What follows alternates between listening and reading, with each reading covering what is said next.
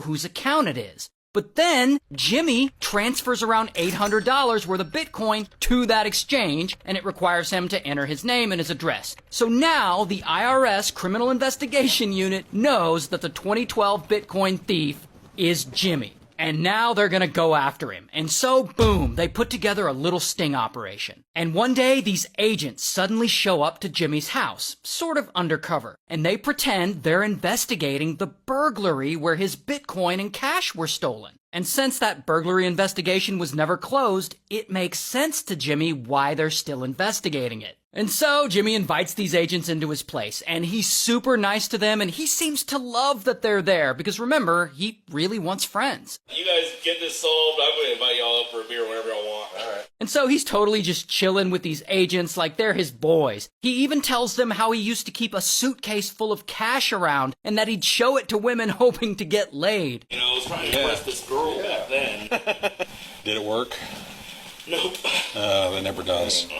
Never does. And the agents, they just keep charming him, pretending to be his friend. And he brings them down to his basement, he shows them his bar and his stripper pole. Is this your workout?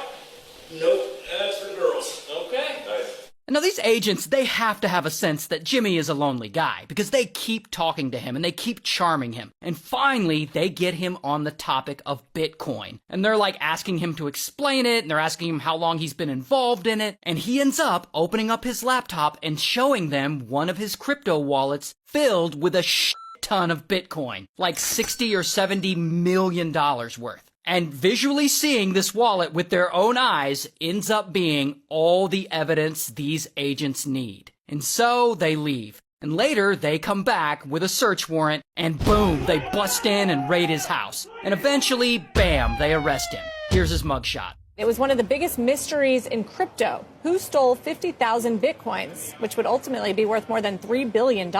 Yeah, at the time of Jimmy's arrest, his Bitcoin was worth $3.4 billion. Oh my God. But at the end of it all, he cooperates with police, he forfeits all of his Bitcoin, he takes a plea deal, and ultimately he's sentenced to about 1 year in prison. Now, this is just a guess, but I'm willing to bet that none of those friends he was partying with, the ones he gave $10,000 to go shopping, I'm willing to bet that none of them went to visit him in prison, and that none of them are around now that he's not worth $3 billion or whatever. That's just a guess.